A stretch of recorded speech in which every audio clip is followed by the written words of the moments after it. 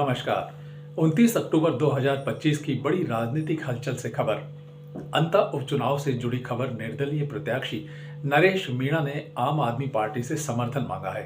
सूत्रों के हवाले से खबर आम आदमी पार्टी द्वारा नरेश मीणा को समर्थन देने की घोषणा करते हुए आम आदमी के कार्यकर्ता चुनाव प्रचार में जुट गए हैं। ये जानकारी आम आदमी पार्टी के सह प्रभारी धनेंद्र भारद्वाज द्वारा जारी की गई है। जय हिंद साथियों, राजस्थान के अंता में विधानसभा का उपचुनाव हो रहा है। वहाँ से नरेश मीणा जो राजस्थान के बहुत बड़े सामाजिक कार्यकर्ता है, वो निर्दलीय प्रत्याशी के रूप में चुनाव लड़ रहे हैं। आज सुबह नरेश मीणा जी ने आम आदमी पार्टी के नेशनल कन्वीनर, दिल्ली के पूर्व मुख्यमंत्री, हमारे नेता अरविंद केजरीवाल जी से सोशल मीडिया प्लेटफॉर्म पर समर्थन मांगा और अरविंद केजरीवाल जी ने भी नरेश मीणा के कामों को देखते हुए इस बात का ऐलान सोशल मीडिया प्लेटफॉर्म एक्स के माध्यम से किया कि आम आदमी पार्टी नरेश मीणा जी की इस न्याय की लड़ाई में भारतीय जनता पार्टी और कांग्रेस की भ्रष्ट व्यवस्था के खिलाफ जो नरेश मीणा लड़ाई लड़ रहे हैं, उसमें आम आदमी पार्टी का समर्थन उनके साथ है। अरविंद जी ने आदेश दिया है कि आम आदमी पार्टी के तमाम कार्यकर्ता अंता विधानसभा उपचुनाव में नरेश मीणा के समर्थन में नरेश मीणा को जिताने के लिए पूरी ताकत से जुट जाए, क्योंकि जब नरेश मीणा की लड़ाई नहीं रही, ये राजस्थान के हर आदमी की लड़ाई है उस भ्रष्ट कांग्रेस और भारतीय जनता पार्टी की व्यवस्था के खिलाफ। कांग्रेस और भारतीय जनता पार्टी ने राजस्थान को ही नहीं, पूरे देश को सदियों से लूटने का काम करा है। आज नरेश मीणा जी की इस लड़ाई में हम उनके साथ हैं। आम आदमी पार्टी राजस्थान का एक एक कार्यकर्ता उनके साथ है। आम आदमी पार्टी के राजस्थान के सभी कार्यकर्ता अंता विधानसभा में जाएंगे और नरेश मीणा जी के लिए प्रचार भी करेंगे, वोट भी मांगेंगे, घर घर जाएंगे और नरेश मीणा जी को जिता के भारतीय जनता पार्टी और कांग्रेस को ये मैसेज देंगे, संदेश देंगे कि भारतीय जनता पार्टी और कांग्रेस की भ्रष्ट राजनीति राजस्थान में नहीं चलेगी। बहुत बहुत धन्यवाद। जय हिंद, जय भारत। राष्ट्रीय एकता दिवस और लौह पुरुष सरदार वल्लभ भाई पटेल की 150वीं जयंती के उपलक्ष्य में बुधवार को विशिष्ट केंद्रीय कारागार श्वालाबास में बंदियों ने एक ऐसा आयोजन किया जिसने हर किसी का ध्यान आकर्षित किया। जेल अधीक्षक पारस जांगिड़ की प्रेरणा से और जेलर विकास बागोरिया के मार्गदर्शन में जेल परिसर के खुले मैदान में 400 से अधिक बंदियों ने मिलकर भारत का एक विशाल नक्शा तैयार किया। इसके बाद सभी बंदी इस नक्शे में व्यवस्थित रूप से बैठकर राष्ट्रीय एकता और अखंडता का संदेश दिया। इस अनूठे प्रदर्शन का सबसे बड़ा आकर्षण नक्शे के ठीक केंद्र में स्थापित सरदार पटेल की विशाल प्रतिमा थी, जो उनके प्रसिद्ध स्टैच्यू ऑफ यूनिटी का प्रतीकात्मक रूप थी। इस प्रस्तुति ने लौह पुरुष को एक अनोखी और भावपूर्ण श्रद्धांजलि दी।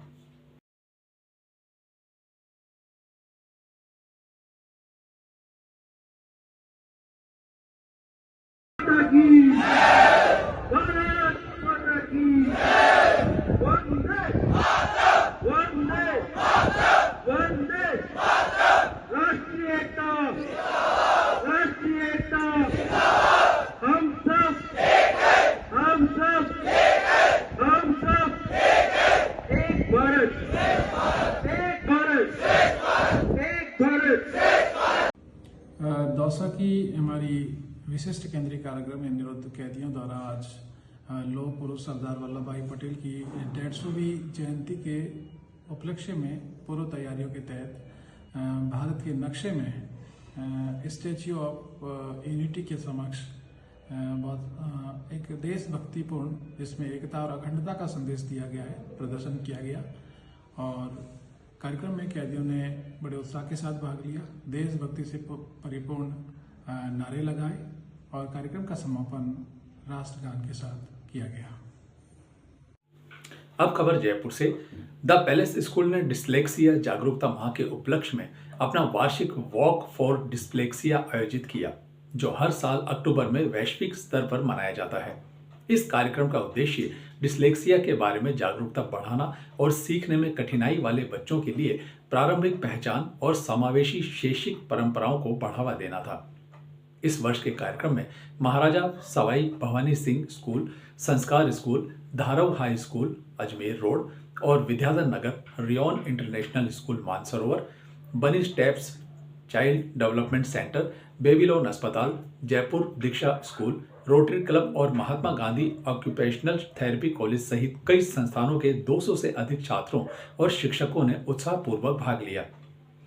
इस कार्यक्रम की मुख्य अतिथि पूर्व राज परिवार जयपुर की सदस्य सुश्री गौरवी कुमारी थी, जिन्होंने सिटी पैलेस स्थित वीरेंद्र पॉल से डिस्लेक्सिया पदयात्रा को हरी झंडी दिखाकर रवाना किया और इस पदयात्रा के समापन तक प्रतिभागियों के साथ शामिल रही।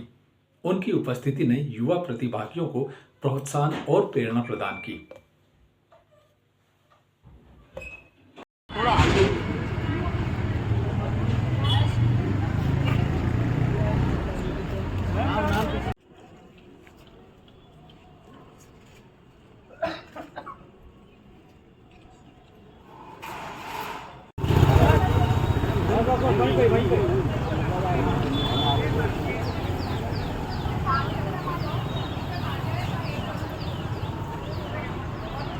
At Babylon Hospital. He is also the chairman of the Newton Institute of Child and Adolescent Development and the president of the Indian Academy of Pediatrics, Jaipur. With over 30 years of distinguished experience in child health and development. के लिए हर साल palace school lead लेता है Jaipur city के अंदर और हम लोग हर साल एक डिस्लेक्सिया वॉक करवाते हैं। इस बार हमारे साथ बहुत सारे इंस्टीट्यूट्स जुड़े हैं और तकरीबन 200 स्टूडेंट्स एक्सपेक्टेड हैं इस वॉक के अंदर ज्वाइन करने के लिए और हम लोग बहुत खुश हैं कि लोगों ने आगे बढ़ के इस वॉक के अंदर हमारा साथ दिया है, क्योंकि जितने लोग जुड़ेंगे और जब हम वॉक करेंगे उससे और ज़्यादा अवेयरनेस इस बारे में आएगी। यहाँ पे बच्चों को आर्ट के लिए दिया है करने के लिए, उनके हिसाब से उनको डिस्लेक्सिया कैसा लगता है वो ड्रॉ करने के लिए दिया है। एक क्विज़ कार्ड भी दिया है पूरा करने के लिए। उस क्विज़ कार्ड के थ्रू भी बच्चों को अवेयरनेस मिलेगी कि डिस्लेक्सिया एक्चुअली होती क्या चीज़ है। अब खबर लेते हैं बिहार उपचुनाव से जुड़ी हुई। राहुल गांधी आज से बिहार चुनाव में प्रचार में जुट गए हैं। राजस्थान के पूर्व मुख्यमंत्री अशोक गहलोत भी उनके साथ बिहार में है। जयपुर से बिहार रवाना होने से पहले पत्रकारों के साथ चर्चा करते हुए उन्होंने कहा, क्या कहा, सुनते हैं पूर्व मुख्यमंत्री अशोक गहलोत की प्रेस वार्ता। तेजस्वी जी दोनों मिलकर कर रहे हैं, कल भी शायद जाएंगे, वो कल भी है। इस प्रकार से अभियान शुरू हो चुका है। वैसे जब हमने तेजस्वी का नाम घोषित किया था, तमाम राजनीतिक पार्टियों ने मिलकर के जो महागठबंधन में हैं, तब से ही एक प्रकार से अभियान शुरू हो गया था उस दिन से। और तेजस्वी जी भी बराबर दौरे कर रहे हैं। हमारी पार्टी जो नेता लोग हैं वो तमाम लगे हुए हैं, ऑब्जर्वर अच्छा काम कर रहे हैं। और दूसरा जो है, राहुल गांधी जी की जो यात्रा शुरू हुई थी 16 दिन की, तो उसके बाद में जो टेम्पो बना, एक नेगेटिव क्रिएट हो गया। भाई ये किस प्रकार का, 20 साल हो गए उनको सरकार में, 20 साल हो गए। और नीतीश कुमार जी ने कई पार्टियां बदलते गए, अलायंस करते गए, बनते बिगड़ते गए, उनकी छवि भी अच्छी नहीं रही, खराब हुई। कहाँ तो वो मुख्य प्रधानमंत्री के उम्मीदवार थे और कहाँ आज उनको बीजेपी वाले भी नहीं पूछ रहे हैं पूरी तरह से। बीजेपी चाहे अमित शाह जी हो चाहे कोई नेता हो, कई तरह की बातें करते हैं कि हम तो चुनाव के बाद देखें कौन मुख्यमंत्री बने। तो कहाँ तो पीएम बन रहे थे और कहाँ मुख्यमंत्री बनेंगे कि नहीं बनेंगे, ये स्थिति बन गई इन लोगों की, ठीक है ना। तो उन स्थिति में चुनाव हो रहा है। यही बात है कि इनके पास धनबल का बहुत बड़ा इनके पास खजाना इकट्ठा हो गया है। खूब लूट लिया इन लोगों ने इलेक्ट्रल बॉन्ड के माध्यम से भी, वैसे भी कोई कमी नहीं है पैसे की। वो प्रयोग देखा हमने इनका महाराष्ट्र के अंदर भी, कोई कल्पना नहीं कर सकता जो पैसा बढ़ा वहाँ पर। और चुनाव कैसे जीत गए एक तरफा, ये पूरे देश को आश्चर्य होगा। हार जीत की अलग बात है, पार्लियामेंट में हम लोग जीते थे और 3-4 महीने बाद में जो वहाँ पर सफाया हुआ सब पार्टियों का, ये तो पूरे देश के लोगों को विश्वास नहीं हुआ, पूरे देश के लोगों को। हरियाणा के अंदर माइक्रो मैनेजमेंट कर लिया हम लोगों ने, चलो भाई मान लेते हैं कुछ किया होगा, बराबरी पे आगे, लगभग पॉइंटों में फर्क था। पर महाराष्ट्र की तो हार जीत एक अजीबा है, मतलब एक प्रकार से रहस्य बना हुआ है। तो ये जो राहुल जी का अभियान शुरू पहले हो गया टाइमली, और मैं समझता हूँ कि लोग बिहार के लोग पॉलिटिकली बहुत समझदार होते हैं। एक शुरू से मान्यता पूरे देश के लोगों की है कि बिहार में पॉलिटिकल सोच होती है अलग तरह की। उम्मीद करते हैं कि वहाँ बैकवर्ड भी है, ईबीसी वाले भी हैं। ईबीसी का घोषणा पत्र एक प्रकार से राहुल जी ने वहाँ पे जारी करवाया है। और जो कुछ जातिगत जनगणना की बात पहले खुद ने बयान नहीं करी थी, राहुल गांधी जी ने दबाव दिया सरकार पे पूरे देश के अंदर लागू होनी चाहिए। मना करते गए बीजेपी वाले, फिर आखिर में उनको मानना पड़ा और कैबिनेट का निर्णय हुआ दिल्ली के अंदर, हम जातिगत जनगणना कराएंगे। ये राहुल जी की बहुत बड़ी विजय है। ये भी बिहार वासियों को मालूम है कि राहुल गांधी के कारण से पूरे मुल्क में जातिगत जनगणना अब प्रॉपर होगी, क्योंकि उनकी जातिगत जनगणना हुई थी बिहार की, उसको तो लोगों ने चैलेंज कर दिया सुप्रीम कोर्ट के अंदर। निर्णय हाई कोर्ट के, सुप्रीम कोर्ट आते गए, वो लागू नहीं कर पा रहे थे। और सरकार डबल इंजन की है, तब भी वो ये सब चलता रहा। अब तो राहुल जी के दबाव से जो मोदी जी की गवर्नमेंट ने जो फैसला किया कि हमें करवाएंगे, ये बहुत बड़ी विजय उनकी है। सब जातियाँ उम्मीद कर रही थी कि एक बार 1931 में हुई थी, 31 के बाद में कभी नहीं हुई। तब कम से कम एक आ गया मामला, तब मालूम पड़ेगा भाई कौन जाति कितने लोग हैं। तो जो स्कीमें बनेगी भारत सरकार की, विभागों की या राज्यों की, तो एक साइंटिफिक वे से बन पाएगी, तो एक अच्छा फैसला हो गया। ये तमाम बातें आपके मैं इसलिए बोल रहा हूँ कि बिहार के चुनाव में एजेंडे के अंदर नैरेटिव के लिए ये काम आ रही है। लोगों में ये डिस्कशन होता है गांव-गांव में और कस्बों के अंदर, शहरों के अंदर, आपस के अंदर। मैनिफेस्टो आया परसों 28 को, कल ही। मैनिफेस्टो भी जो है 25 लाख का बीमा उन्होंने कर दिया जो अपने यहाँ पर था। सबसे पॉपुलर स्कीम राजस्थान की ये रही है कि हर घर में इलाज फ्री हो गया, दवाएं फ्री, टेस्ट फ्री और इलाज का ऑपरेशन फ्री। ये बहुत बड़ा निर्णय किया बिहार के मैनिफेस्टो में महागठबंधन ने किया है। तो मैं समझता हूँ कि एक मैसेज गया है।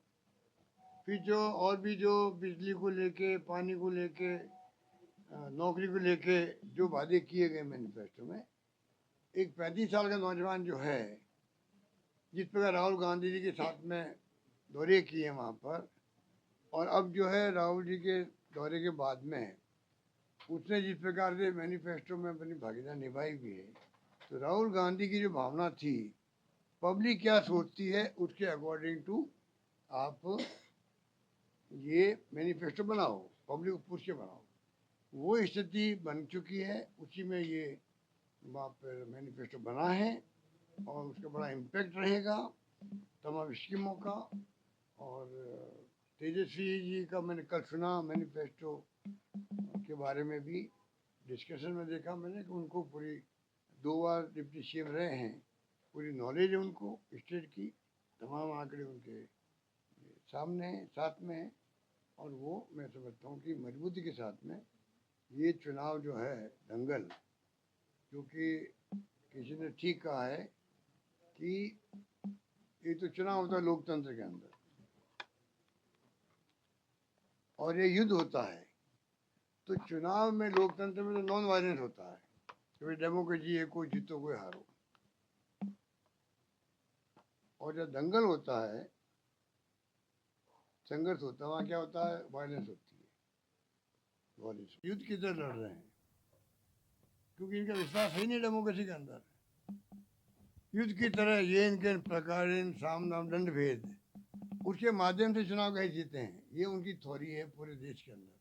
धर्म के नाम पर और कर दिया, हिंदू धर्म। क्या बाकी लोग हिंदू धर्म के लोग नहीं है क्या? आंकड़े बताते हैं कि कोई ये जो इनके परसेंटेज आ रही है वोटों की, वो 40 से नीचे आ रही है। तो 100 वोट पड़ते हैं पोलिंग, उसका एक बार 31% आ गया, एक बार 36% आ गया, एक बार 37% आ गया, ऐसे तो आ रहे हैं। इसका मतलब 70% का लगभग तो लोग खिलाफ वोट दे रहे हैं इनके। पर किस बात से घमंड कर रहे हैं लोग? ये चाहिए डेमोक्रेसी के जो संविधान की मूल भावना है उसके अनुसार चलें। और जो हालात बन गए देश में अहम घमंड के कारण से लोग बहुत चिंतित हैं। लोग जेलों में जा रहे हैं बेचारे, आलोचना करना तो देश थोड़ी हो गया यहाँ पर। देश के अंदर डेमोक्रेसी का तो मुख्य भाग है नॉन वायलेंस और सबको साथ लेके चलने वाली बात है। आलोचना को सुनने का मादा होना चाहिए, वो इनमें नहीं है। ये तमाम बातें जो है ये बिहार चुनाव में नेगेटिव बनेगा हमारा, ये मैं कह सकता हूँ। महागठबंधन का सर अच्छा एक राइज हुआ है पिछले कुछ दिनों में, एक अच्छा नेट टू नेट फाइट में अब लोग कह रहे हैं कि नेट टू नेट फाइट है। मैंने कहा ना आपको कि इस बार चुनाव जीतना हमारे लिए बहुत ज़रूरी नहीं, देश के लिए ज़रूरी है। और ये चुनाव खाली बिहार का नहीं हो रहा है, इस प्रकार से देश में मैसेज देने का चुनाव है कि हरियाणा के अंदर क्या हुआ, दिल्ली में क्या हुआ और महाराष्ट्र में क्या हुआ। और इनको घमंड आ गया, तो घमंड अगर रहता है, अहम घमंड रहता है, तो डेमोक्रेसी के अंदर वो उचित नहीं है। मैं मानता हूँ अब इनको एक 20 साल के बाद में बदलाव चाहिए, बिहार को बदलाव होना चाहिए और पूरी ताकत लगाएगी महागठबंधन। तमाम महागठबंधन के पार्टनर हैं, सब एकजुट हैं, लोग लगे हुए हैं और हम लोग कामयाब होकर आएंगे। क्या करें, इनका मुख्यमंत्री पत्र लिख दिए, बाबा याद दिला रहे हैं लोगों को। हम लोग 22-23 का मुआवजा नहीं मिला है। भरतपुर के लोगों को आते हैं, वो भरतपुर के लोग भी आते हैं, जोधपुर डिवीजन के लोग आते हैं कि वहाँ भी 23 का मुआवजा नहीं मिल रहा है किसानों को। आज 25 चल रहा है, तो आप कल्पना कीजिए कि अब फिर बरसात हो गई है, तो नुकसान जो हो रहा है इनको अर्जेंटली गिरदावरी करा के आउट ऑफ वे बात करके, आउट ऑफ बॉक्स बात करके इनको चाहिए मुआवजे का प्रबंधन करे और मुआवजा फसलों का दे। किसान अगली फसल कैसे बोएगा, उनके पास तो इतने साधन होते हैं। क्योंकि जो मोदी जी ने कहा था डबल इनकम कर देंगे, वो तो नाम ले नहीं रहे हैं, ना डबल इनकम हुई है। जब डबल इनकम हुई नहीं तो ये बेचारे परेशान हैं लोग, उनको चाहिए कि किस प्रकार से टाइमली मुआवजा दें, ये मेरी मांग है। राजस्थान मौसम अपडेट जयपुर। पिछले 24 घंटों में उदयपुर संभाग में कहीं कहीं भारी बारिश व दक्षिणी पूर्वी भागों में हल्की मध्यम बारिश दर्ज हुई है। सर्वाधिक बारिश 68 मिलीमीटर डूंगला चित्तौड़गढ़ में दर्ज की गई है। राज्य के दक्षिणी व पूर्वी भागों में मेघ गर्जन के साथ हल्की से मध्यम बारिश की गतिविधियां 29 और 30 अक्टूबर को भी जारी रहने की संभावना है। हालांकि भारी बारिश की गतिविधियों में आज से ही कमी होने की प्रबल संभावना है। उदयपुर, कोटा संभाग व आसपास के जिलों में बादल छाए रहने व हल्की से मध्यम दर्ज की बारिश की गतिविधियां आगामी 4-5 दिन जारी रहने की संभावना है। शेष अधिकांश भागों में 31 अक्टूबर से आगामी 3-4 दिन मौसम मुख्यतः शुष्क रहने की संभावना है। बारिश के प्रभाव से दक्षिणी व पूर्वी भागों में अधिकतम तापमान में 5 से 12 डिग्री गिरावट दर्ज की गई है। पिछले 24 घंटों में सबसे कम अधिकतम तापमान 19.6 डिग्री सामान्य से 13.7 डिग्री कम भीलवाड़ा में दर्ज किया गया है।